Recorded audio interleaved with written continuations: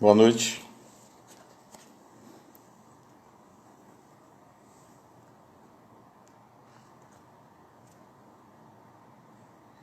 Boa noite.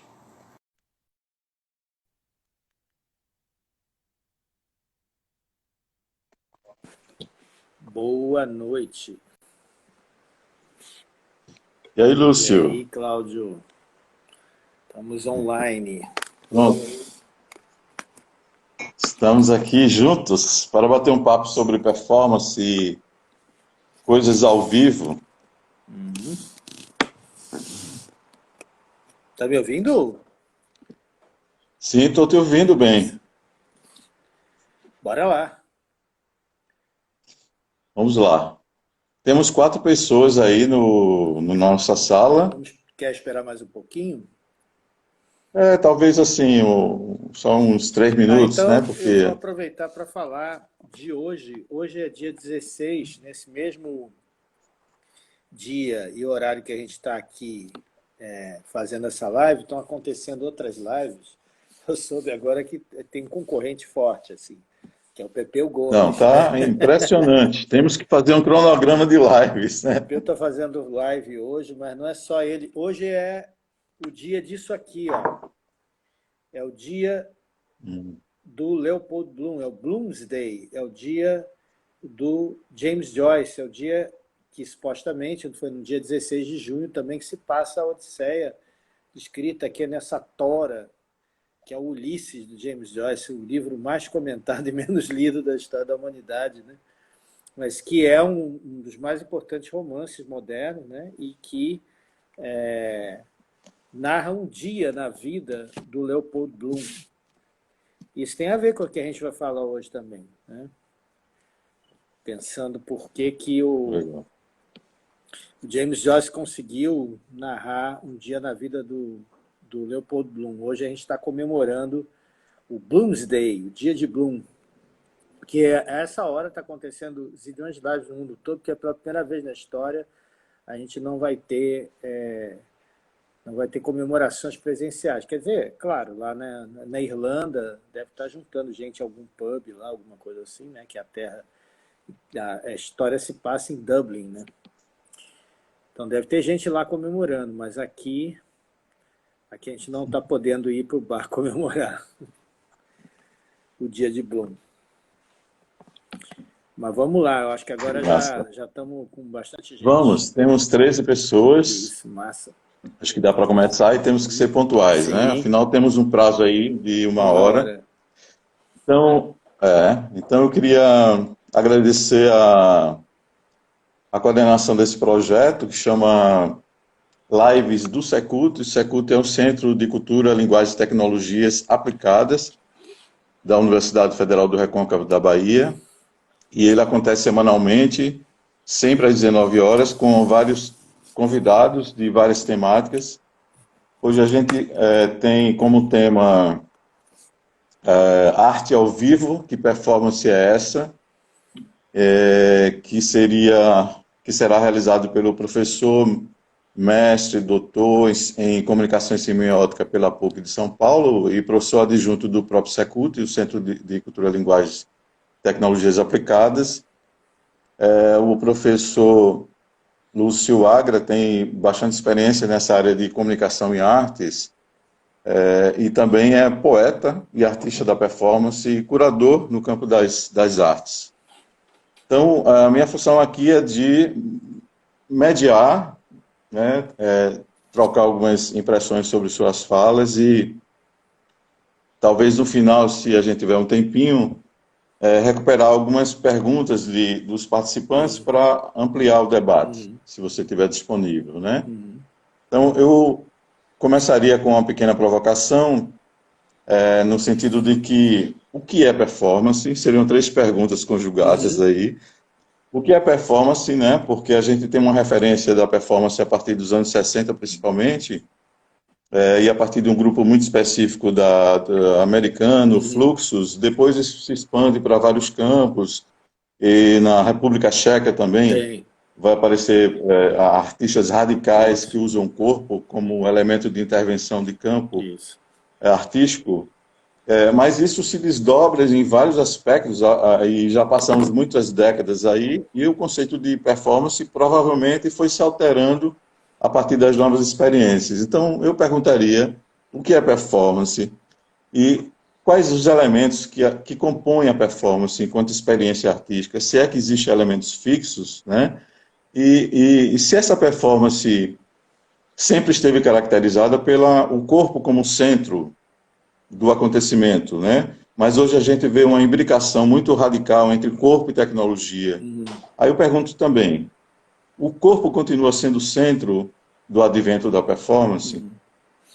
Olha, eu costumo sempre responder essa questão da definição da performance, dizendo que a performance é aquilo que todos nós sabemos o que é. Se eu disser, por exemplo, que o David Bowie é um performer, você há de concordar comigo, certamente ele fez inúmeras performances, mas quando a gente diz isso em inglês, né, vou assistir uma performance de David Bowie,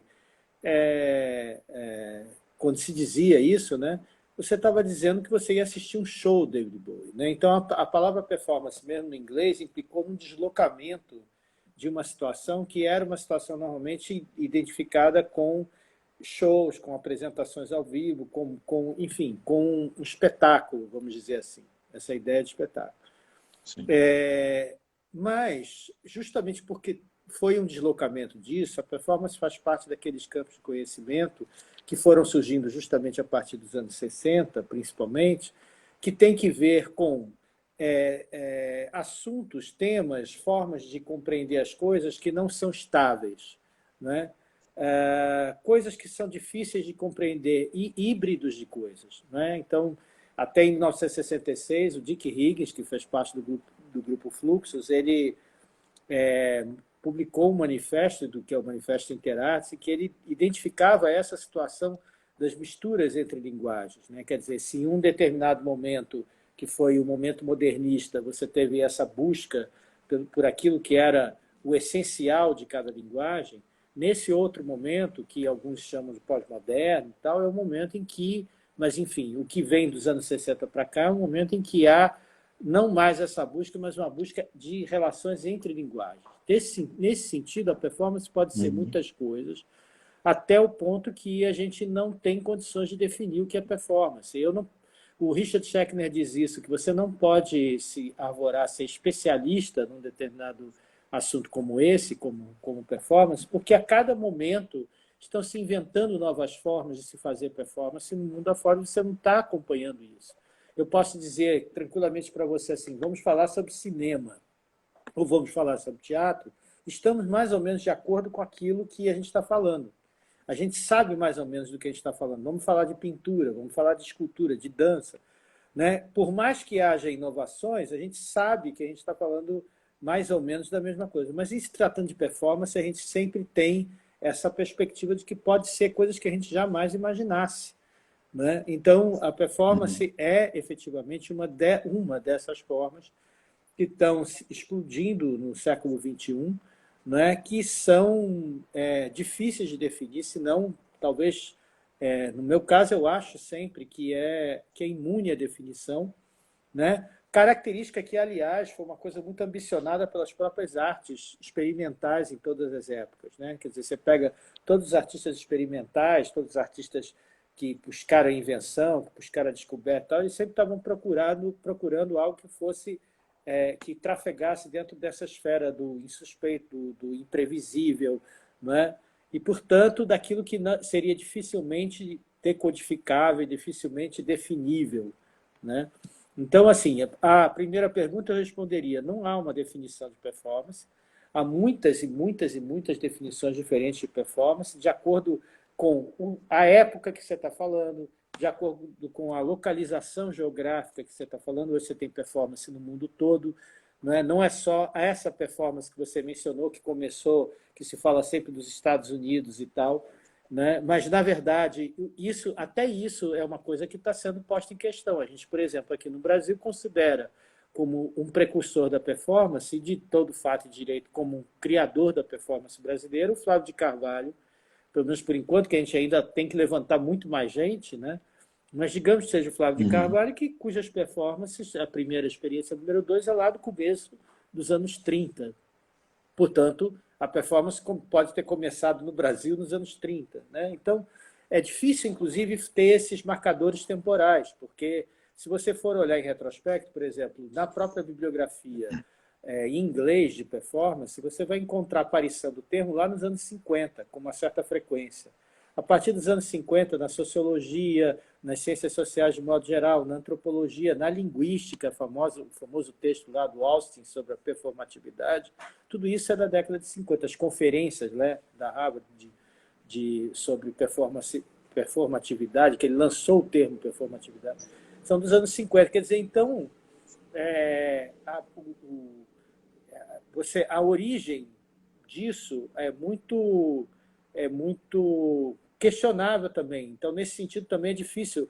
E depois, nos anos 70, Regina Melim até fala isso, uma pesquisadora brasileira, colega nossa de universidade pública também, ela fala isso no livrinho dela, Performance nas Artes Visuais, que chegou um determinado momento, no começo dos anos 70, que os artistas tinham inúmeros termos para designar isso, que depois acabou conhecido mais como performance. Mas tinha body art, decolagem, cada artista inventava um termo diferente. A própria ideia de, por exemplo, isso poderia ter começado no Fluxus, mas eu posso te dar uma outra data, que é 52, quando o John Cage faz o evento sem título lá no Black Mountain College. Né? Ou você pode dar 31, quando... ou você pode dar o Fred Jarry entrando, né, os atores de Ubu Rei entrando no palco e o pai Ubu falando merda, né? Que era a primeira palavra que ele falava quando entrava em cena, né? O que já era um ato performático, né? Dentro do teatro. Quer dizer, então, se você for desenrolando para trás, a gente tem um caso que eu comentei outro dia na live do Corpo Santo, que é um teatrólogo extraordinário, um dramaturgo extraordinário brasileiro, precursor do surrealismo, um homem super louco, que em fins do século XIX fazia umas peças completamente doidas, que são roteiros de performance, no meu juízo. Entendeu? Então, a performance também acaba podendo ser várias dessas coisas diferentes, de algum modo. Não sei se eu respondi tudo. Sim, muito bom. Isso me lembra também uma discussão que a gente tem no campo da música eletrônica, né, que está muito associado à chegada da informática nos anos 50. Tem toda uma história. O que é um equívoco. É uma longa história, né? 1867 aparece uma das primeiras experiências, quer dizer, mais de quase 200 anos, né? Caminhando para 200 anos. Eu vi umas timetables dessa coisa de música eletrônica, de noise e tal, são coisas que recuperam coisas muito antigas. E se você for desenrolando para trás, você vai encontrar a invenção de instrumentos até muito antes. Total. Há uma proximidade, isso tem uma razão de ser, né? Quer dizer, nesse contexto de mistura de linguagens que começa a aparecer a partir dos anos 60, há também uma modificação tecnológica muito fundamental, né?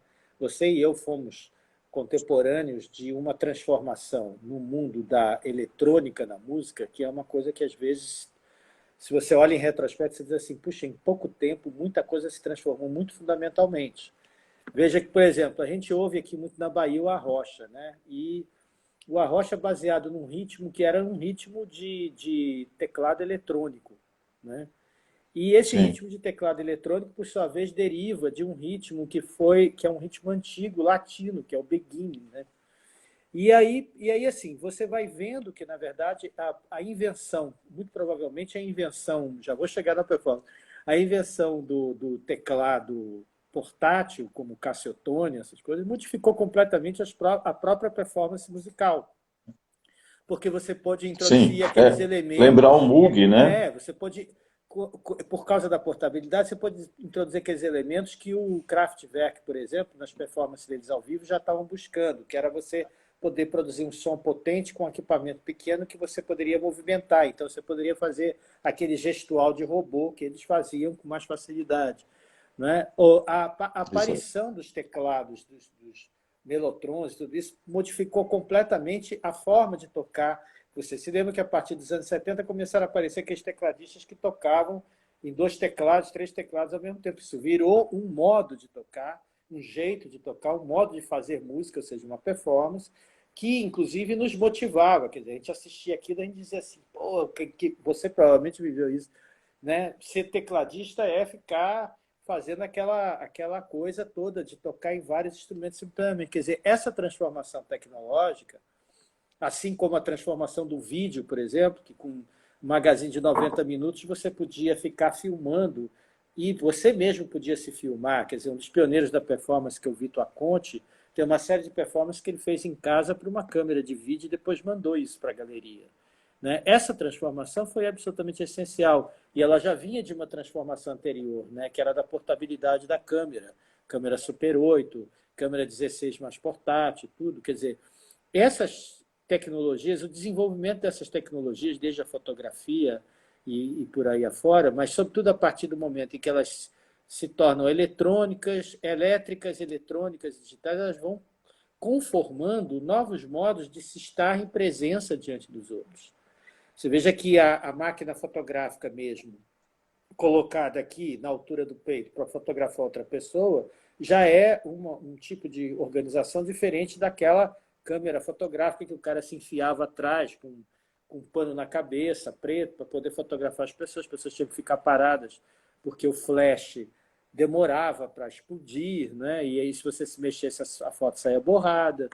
Né? Eu, criança, ainda vivenciei esse tipo de coisa. O que era levar a criança para fazer fotografia no fotógrafo? Né? A criança não parava quieta um minuto, ficava mexendo em um monte de coisa, então era um trabalho danado. Então, assim, as transformações tecnológicas, na velocidade que elas se produzirem, eu nem falei da televisão, por exemplo, elas modificaram completamente a nossa percepção sobre como é o nosso estar no mundo.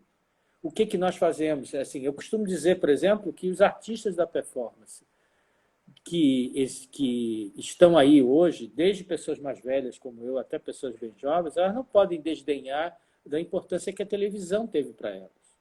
Né? Porque muitas das coisas que a gente leva para a performance são coisas que, às vezes, seriam, por exemplo, inaceitáveis num modo mais tradicional de expressão ao vivo, cenicamente falando.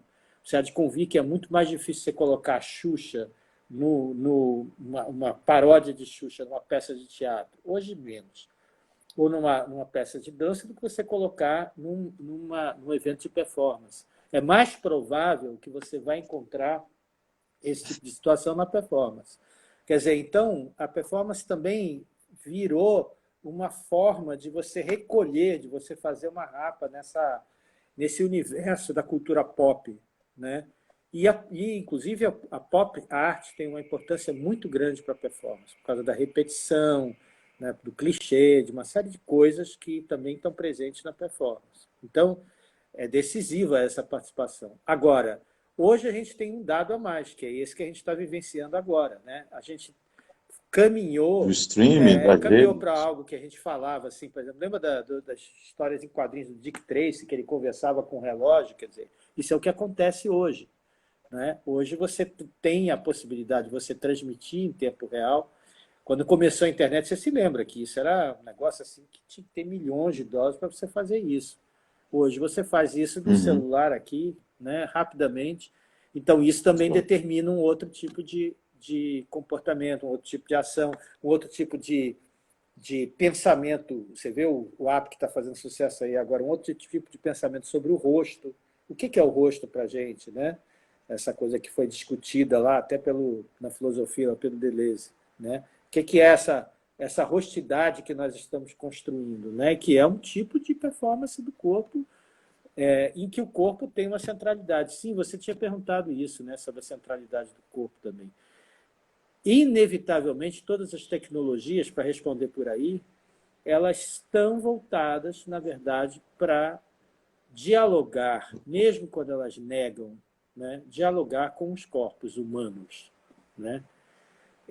Não há muito, como a gente é uma sociedade muito que pensa muito o homem no centro, uma sociedade muito racionalista, a gente não leva muito em consideração o movimento das demais coisas ao nosso redor. Né? Mas as tecnologias, elas sempre se endereçam principalmente para o corpo humano. Né? Elas são pensadas em grande medida, ou na sua maior medida, para o corpo humano, mesmo quando elas pretendem negar esse corpo. né? Senão não teria existido uma coisa como Matrix, por exemplo, um filme como esse, uma sim. especulação como essa, né? Eu lembrei, inclusive, dentro dessa sua fala, que a gente pode pensar o corpo como algo mais amplo do que a própria corporalidade tradicional do osso da carne, né? Uhum. Então, esse conceito de presença é uma forma de aparição do corpo. É. Tem uma cantora japonesa, você deve conhecer, a Miku, que ela faz shows geolocais, ela não existe, é uma vocalize, né? Uhum. Ela canta a partir de software, mas a plateia vai para o palco assistir o show, né? Os fãs vão para o palco. Uhum. E tem uma banda real, com guitarrista, baterista, etc. E ela só aparece, que é uma jovem de 16 anos, né? Oriental, e ela aparece em holografia. Então a gente tem aí uma experiência de performance de um corpo, né, baseado na holografia de qualquer forma. Quer dizer, é isso que você está falando aí, dessas tecnologias, de qualquer forma, vai buscar uma reprodução daquilo que seria a base de uma performance Que essa é a mesmo. guinada do Eu século teria uma. XXI, né, mesmo. Desculpe, você ia querer falar mais uma coisa. Porque eu lembrei de Requena, Jesus Requena, que vai categorizar o que ele chama de espetáculos, né, em 5 categorias, que é o circense, carnavalesco, palco italiano. E um dos últimos que ele caracteriza, que é o que mais me interessou na minha pesquisa de doutorado, é sobre o que ele chama de cena fantasma, Hum. que a partir das tecnologias você projeta realidades ou fantasmagorias, Uhum. né? Mas ele ainda não discute a correlação entre essa produção de imagem, essa produção do corpo, com as redes telemáticas, com Sim. a expansão disso, dessa experiência com a rede telemática, é isso que está me interessando e eu estou pesquisando no momento. Uhum. Tá? Então, a minha pergunta é, por exemplo, a performance sempre teve essa característica da efemeridade, de ser passageira, né, centrada no corpo, que a gente já discutiu, mas quando ela repassa para esses campos, a gente vai continuar chamando performance, essa é a primeira pergunta. Quando ela entra na hipermídia, quando ela entra nas redes telemáticas, ok? E a segunda questão é que, a partir até de um texto que a gente está lendo agora no grupo coordenado por Nadia Vlad e por a Tati Lima, sobre performance, um texto da Diana Taylor, Uhum. ela discute sobre arquivo e Isso, performance, arquivo e repertório. é bem É. interessante. Exatamente. E aí a minha questão é essa também. Se a performance era efêmera, né, passageira, se a gente grava essa performance, que isso é propiciada pelas tecnologias do digital hoje, um smartphone, Uhum. a gente chamaria essa gravação uma performance ou ainda ou uma memória da performance. Olha, com relação a essa segunda questão, vale aquilo que até foi objeto de discussão da Marina Abramovic lá nos idos de 2006, 2007, quando ela fez as tais famosas Seven Easy Pieces, né, as 7 peças fáceis. Ela dizia naquela ocasião que, categoricamente, ela repetia algo que muita gente já tinha falado antes e sobre o que há muita controvérsia, mas ela dizia genericamente que uma performance só acontece quando você está em presença da performance, e que qualquer outra coisa que seja registro disso é registro, mas não é a performance, né? É rastro, mas não é a performance e tal. Então, a gente pode, daí, extrair uma discussão que motivou, inclusive, a fama de um cara chamado Philip Auslander, que escreveu o livro lá sobre a performatividade do arquivo de performance, escreveu um artigo e depois isso virou um livro.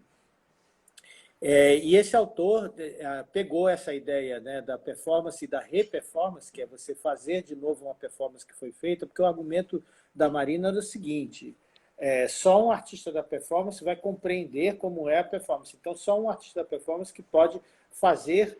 E aí ela tinha uma ideia que eu acho que era, em parte, uma coisa assim um pouco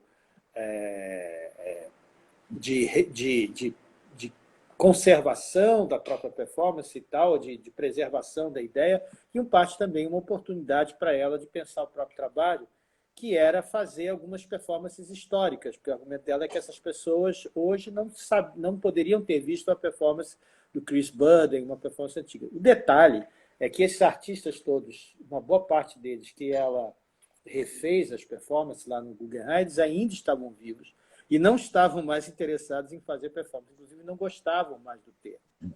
Porque o termo refluiu, de certa forma, como acontece normalmente, e aí eu aproveito para falar de outra coisa que você perguntou, refluiu para um terreno mais tradicional. Porque também, de certo modo, a mídia aos poucos foi incorporando essa história de performance, foi incorporando, e aí as pessoas começaram a normalizar isso. Só que houve um movimento também de planetarização disso. Então, enquanto isso acontecia por um lado, por outro lado, em países da África, da América do Sul, incluindo o Brasil, da Ásia, estava tendo booms de performance, e as pessoas todas fazendo performance, então a performance não tinha ficado situada naquela época da geração da Marina Abramovic. Ela se considerava, de certo modo, como a única continuadora, mas naquele contexto que ela conhecia e naquele ambiente artístico que ela conhecia. Um autor polonês, o Jan Swidziński, dizia, ele já morreu, estava com 90 e tantos anos quando ele morreu, fazendo performance, ele dizia que onde a performance mais florescia, ele escreveu isso nos anos 70, em 76, 77, por aí. Não, esse texto, na verdade, depois, nos anos 80, ele dizia que onde mais florescia é justamente nos países periféricos, nos ex-países da antiga União Soviética, que agora floresciam, né, no começo dos anos 90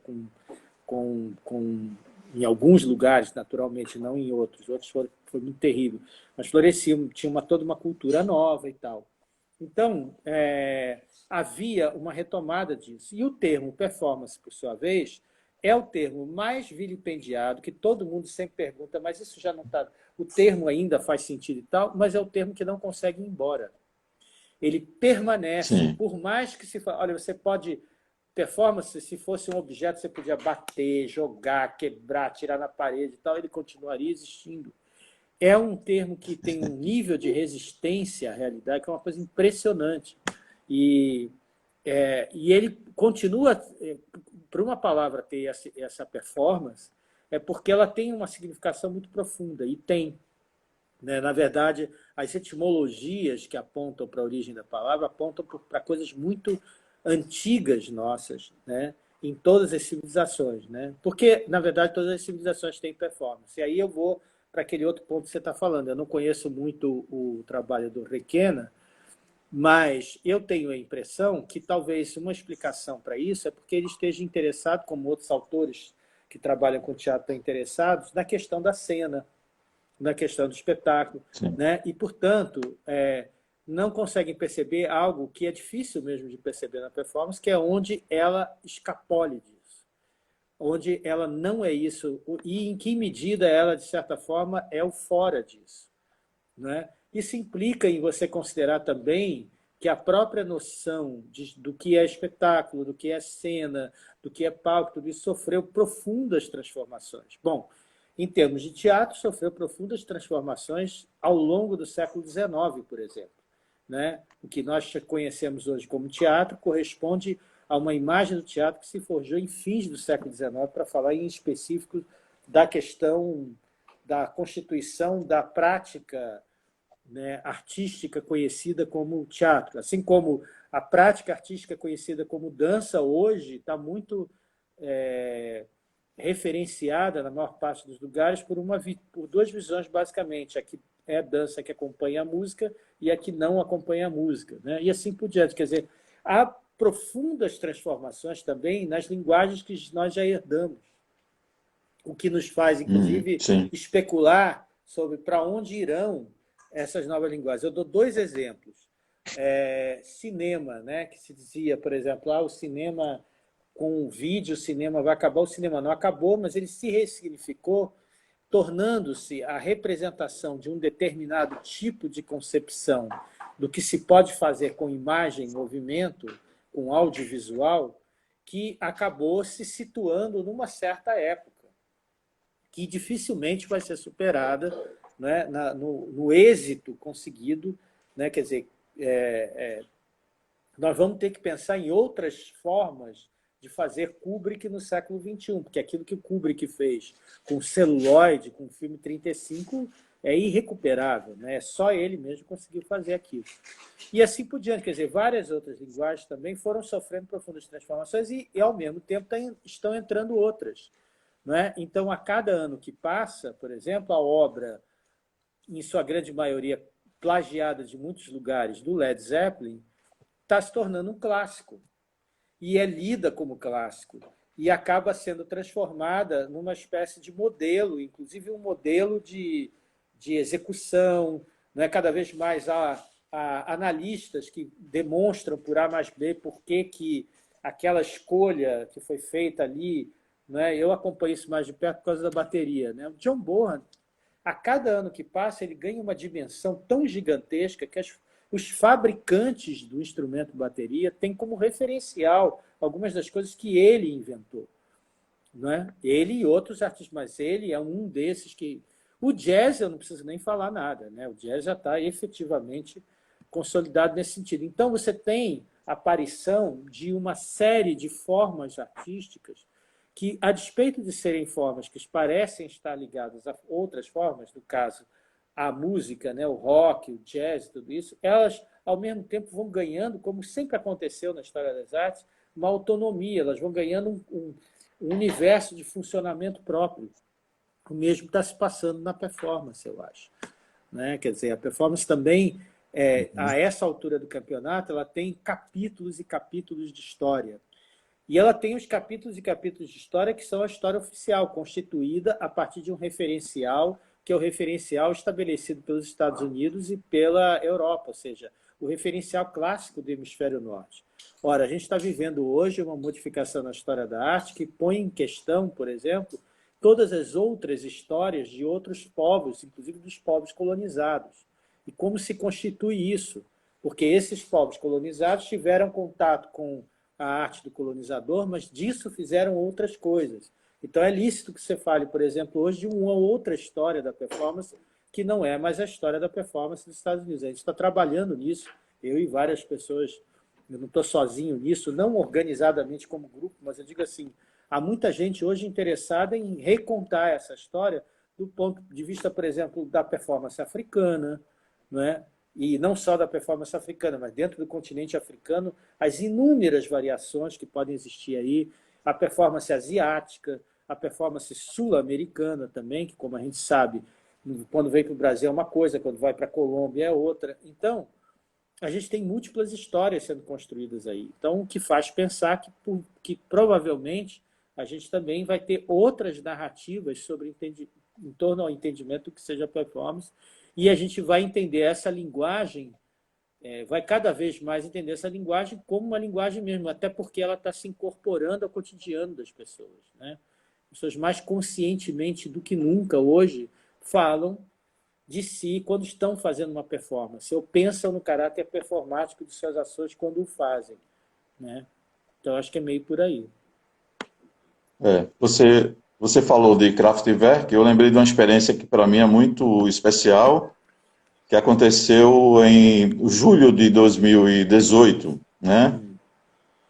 As pessoas estavam no show do Kraftwerk e ao vivo, claro, no palco, no festival de Stuttgart, na Alemanha, e eu já estava numa relação com esse show que era outra. Eu estava vendo o show a partir da interface do YouTube, ou seja, eu já tenho uma modificação no cubo aí do palco que vira interface, eu deixo de ser público, eu passo a ser um público Sim. expandido, eu, eu vejo não o corpo, mas a presença do corpo ou a presença.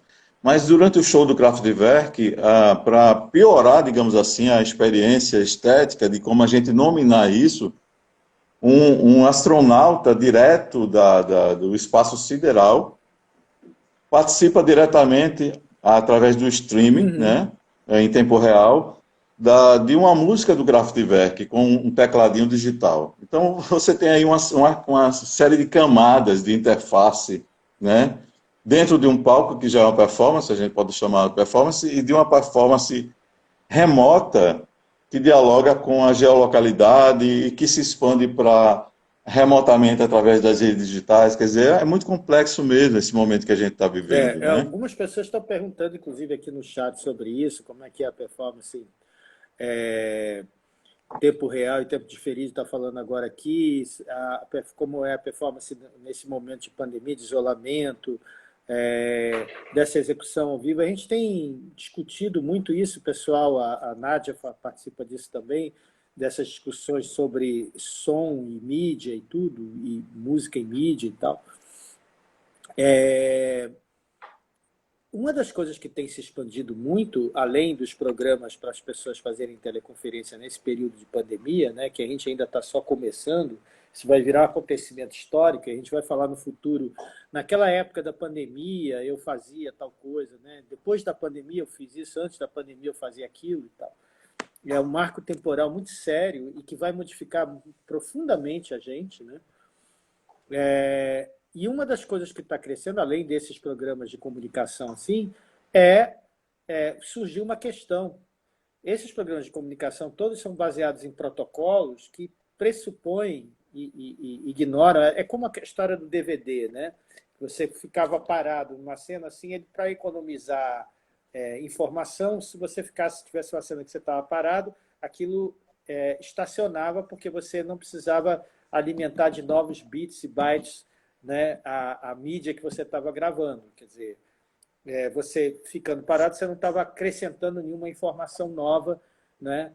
Então, isso criou um problema para o cinema, porque imagens que eram fixas ficavam muito mal no DVD. Eu me lembro do Arlindo Machado falando nisso, né? O filme de Tarkovsky no DVD ficava uma porcaria, porque perdia aquela fluidez que tinha no sistema analógico, né?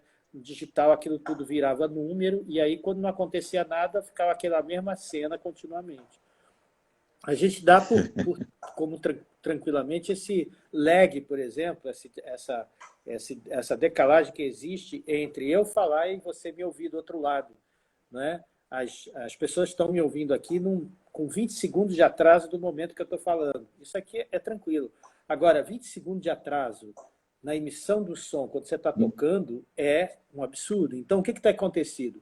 Não, Tem havido impossível. tem havido desenvolvimento de programas para a performance musical, para você tocar junto, né? Isso virou uma demanda fundamental. Já existia antes, né? Provavelmente esse astronauta no show do Kraftwerk deve ter usado algum tipo de coisa assim, né? Deve ter sido um cálculo bastante complexo, mas você veja que a necessidade está colocando, por exemplo, para as pessoas essa questão: como é que a gente vai fazer música junto agora? Já que todo mundo tem que ficar na sua bolha, na sua cápsula. Aí surgiu aquele show, outro dia, acho que é do Cranberries, né? Que eles fizeram um show, todo mundo dentro de uma bolha, né? A plateia, cada um ganhava uma bolha e cada um dos integrantes da banda também tocava dentro de uma bolha de plástico. Agora, em 2015, quando a Marina Abramovic fez a exposição dela aqui no Sesc Pompeia, em São Paulo, São Paulo. havia um artista, esqueci o nome dele agora, que ele fazia um trabalho que era todo dentro de uma bolha. E todo mundo achou muito estranho aquilo naquele momento. Na verdade, ele nem estava assim, meio programado para entrar na exposição. Tal. Foi a Marina que viu, gostou do cara e quis botar o cara na exposição.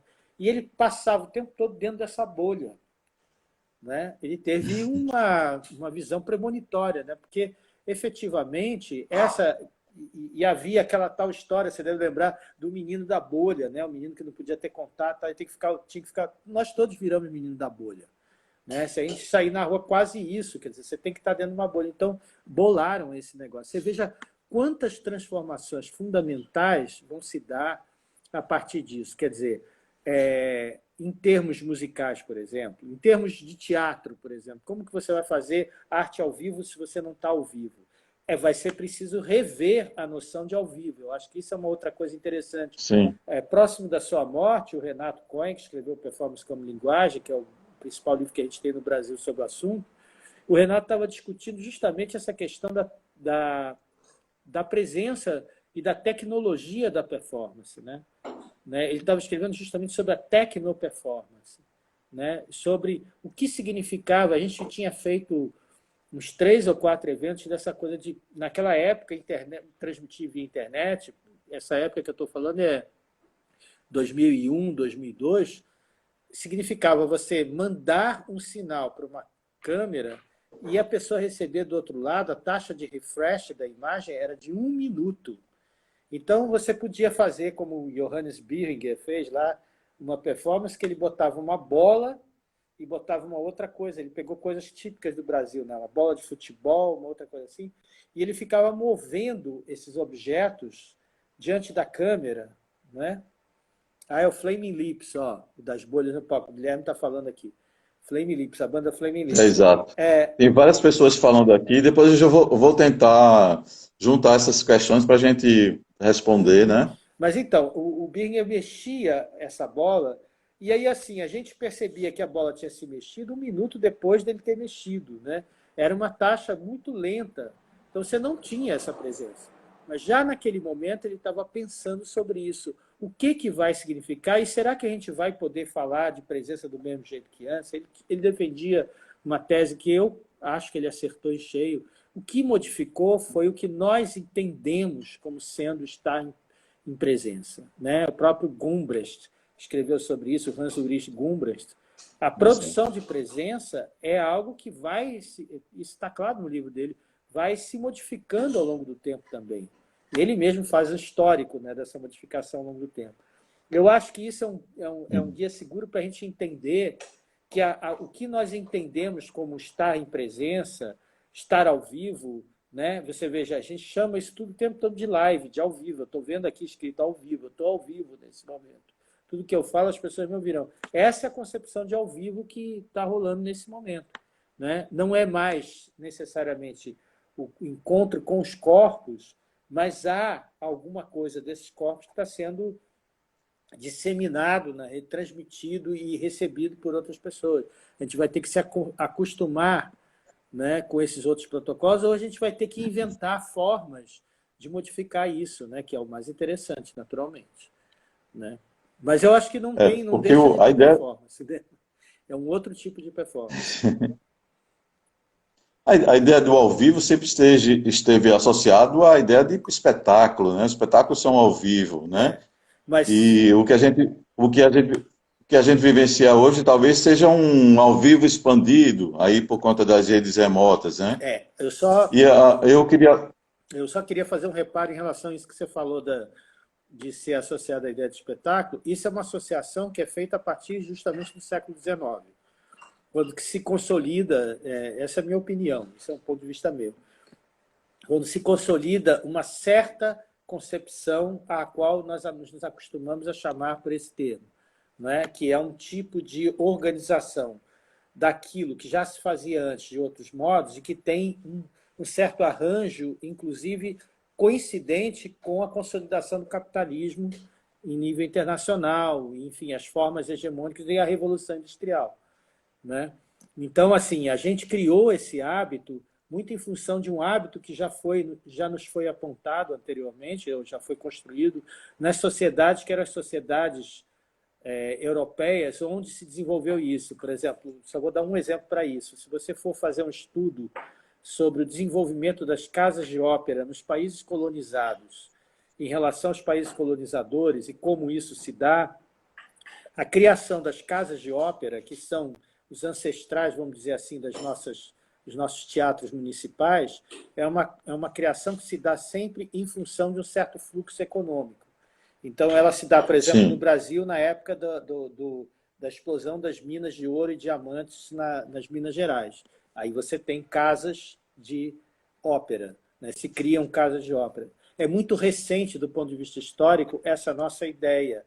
Agora, a questão do ao vivo, ela existe desde muito antes, né? Para dar um exemplo só, como terá sido a percepção das coisas, do mundo, do cosmos, para a população de Pompeia quando acontecem as erupções do vulcão, né? E as pessoas são paralisadas no momento em que elas estavam fazendo alguma coisa, né?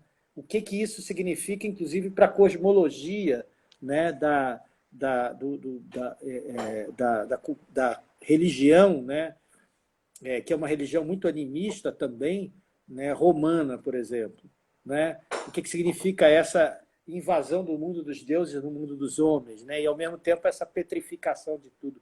São coisas que põe a perspectiva do ao vivo dentro de outras situações muito maiores do que somente a questão de estar em presença dos outros para ser assistido e ter recompensado isso sob forma financeira, entendeu?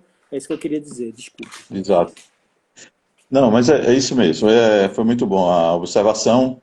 Queria chamar a atenção. Eu acho que as lives, o que chamam de live, né, que é o live streaming, que é a transmissão ao vivo, eles acentuaram esse conceito do ao vivo em rede remota, mas a partir das redes sociais.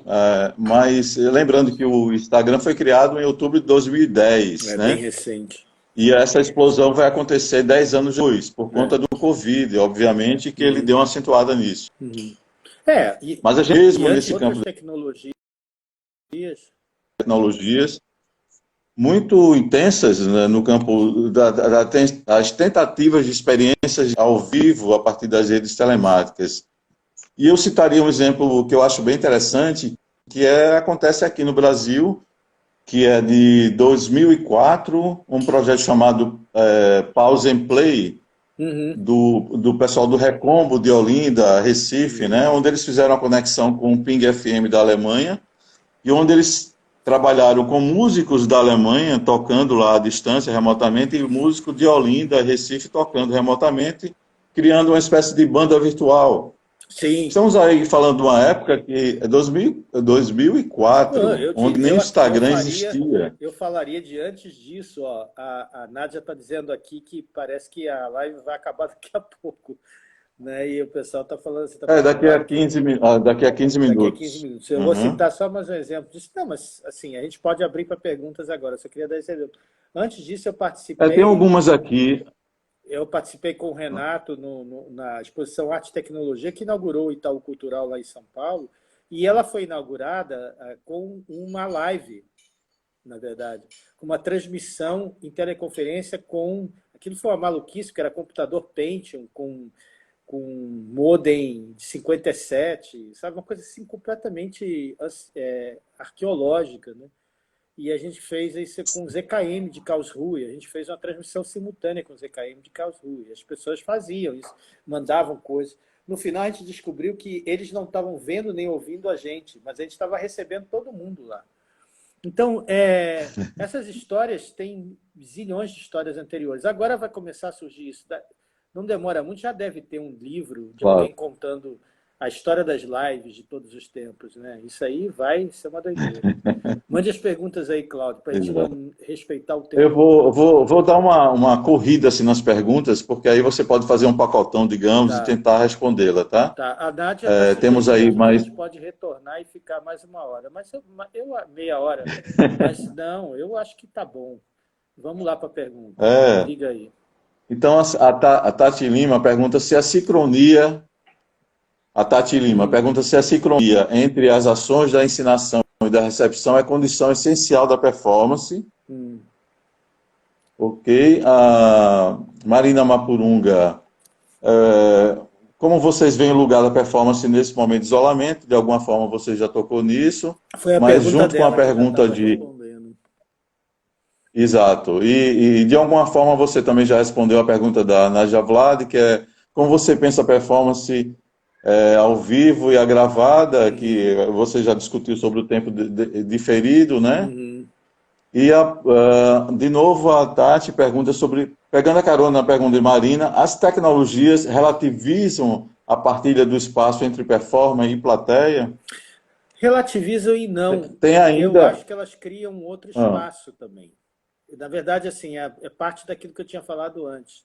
Há uma ressignificação dessas questões. Suponhamos que a gente não possa mais se encontrar mais. Digamos que por um horror que não vai acontecer, a gente nunca mais pudesse voltar a se encontrar entre as pessoas e tivesse que ficar todo mundo isolado. A gente teria que reinventar as formas de vida, né?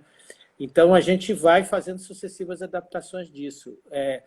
O essencial não se perde, a meu ver, pelo menos, né? Quer dizer, que é esse fundamento do corpo. Quer dizer, a performance é aquele esforço mediante o qual a gente faz com que o nosso corpo se torne o agente eficiente, para usar essa expressão lá que vem lá do Aristóteles, a gente se torne o principal motivador do acontecimento artístico, né?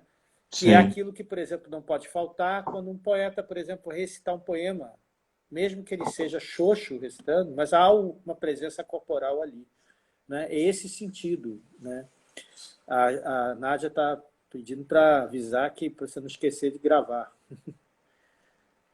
certo. Então, é isso. A Mari Moura está falando aqui, reinventar as formas de estar juntos e partilhar afeto. Sim, e a gente já fez muitas É, reinvenções disso ao longo da história. Pode ter certeza que, pegando lá o Gumbrist mesmo, ele faz a distinção entre sociedade da presença e sociedade da interpretação, né, do sentido, porque a gente já criou formas de estar juntos que são mediadas somente por pensamentos, por questões teóricas e coisas assim. E agora a gente está no movimento de voltar para a materialidade, né? E já enfrentamos, exato. sim, já enfrentamos e já enfrentamos outras pandemias e já fizemos disso criação artística também. Opa, tem uma vasta bibliografia, o pessoal está levantando isso também. Né? A bibliografia das pestes, das pandemias e das coisas desse tipo.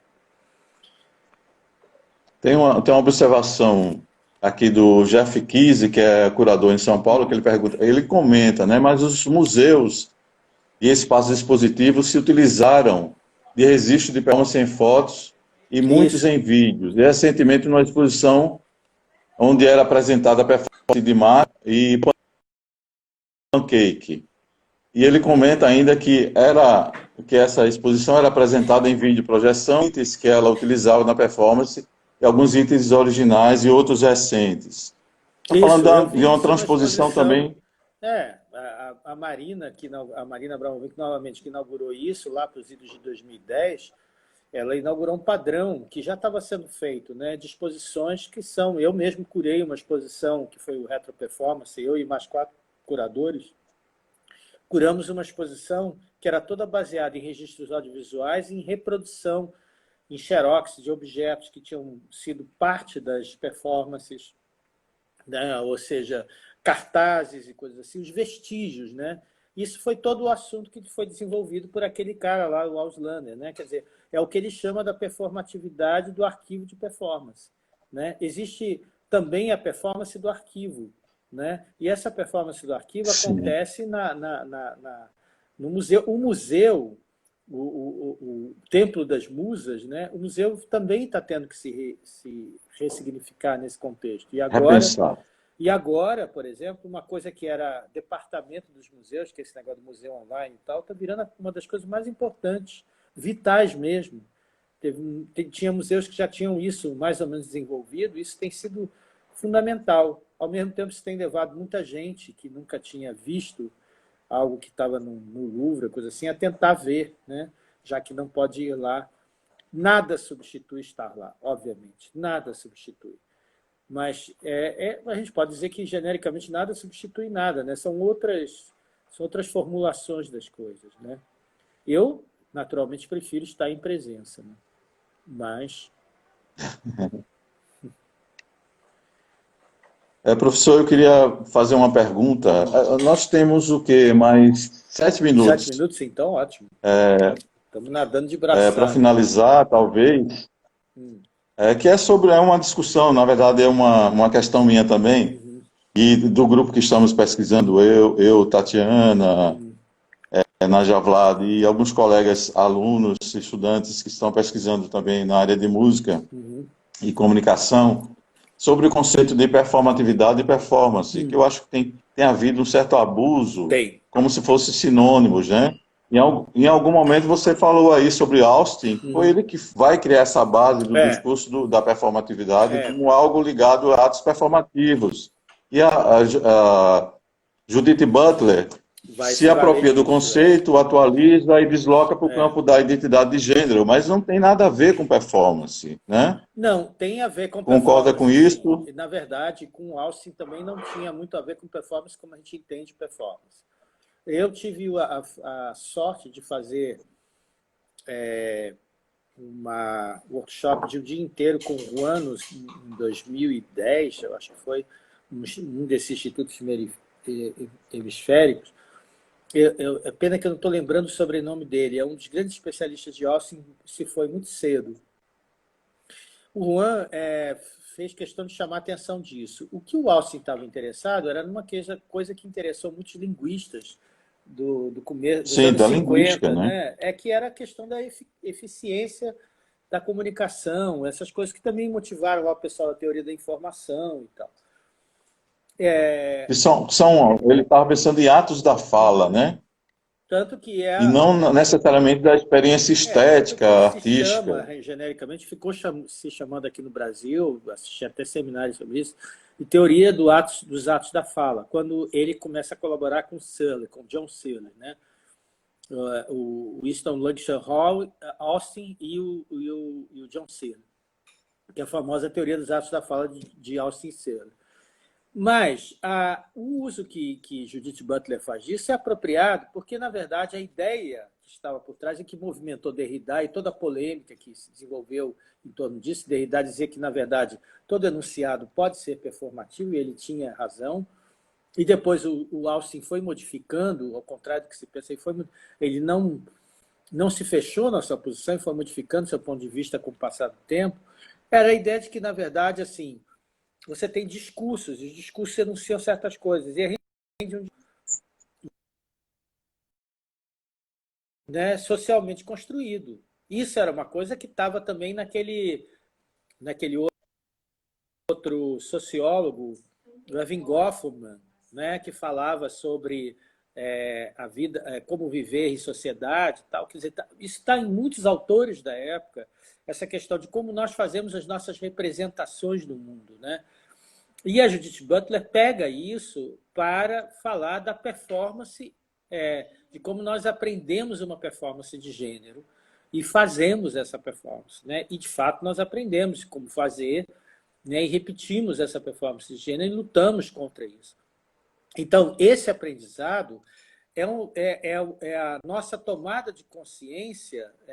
Quando a gente toma consciência desse aprendizado, também a gente toma consciência dos modos que nós usamos de representação social. Tanto é que isso motivou a muitos antropólogos a falarem, como aquele antropólogo americano, a falar do drama social, né? Falar dessa questão que trabalhou muito com o Richard Schechner.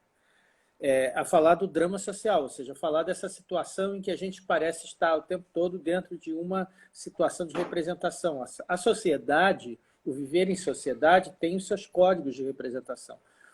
Acho que foi muito isso o que todo mundo das ciências humanas pensou e que era muito bem representado por essa noção de performance, né? A performance é uma tomada de consciência disso também. Quer dizer, quando um artista resolve, e muitas vezes eles saem de outras áreas para ir para a performance e resolvem fazer performance, eles estão tentando construir um modo seu de estar no mundo. Parece que acabou, né? Estamos quase acabando. Eu acho que temos um minuto aí. Não, mas um minuto a gente não consegue falar. Isso é só para concluir isso mesmo. A gente aprende um jeito de estar no mundo. A gente está aprendendo esse jeito de estar aqui agora também.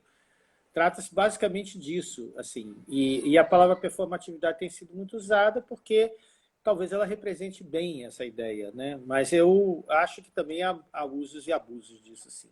Mas Tem usos e abusos. isso fica para uma outra vez. Meu, Cara, meu querido, muitíssimo obrigado. Foi uma obrigado honra para mim conversar com igualmente. você nesse espaço e agradecer o projeto Lives do Secult, né, que acontece semanalmente. Ok? Obrigadíssimo. Obrigadíssimo eu. Tchau, obrigado a todos que assistiram. Obrigado a vocês todos que participaram também. Não esqueça de gravar lá, viu? Vou gravar. Tá bom. Tchau, Cláudio. Tchau. Grande abraço. Tchau.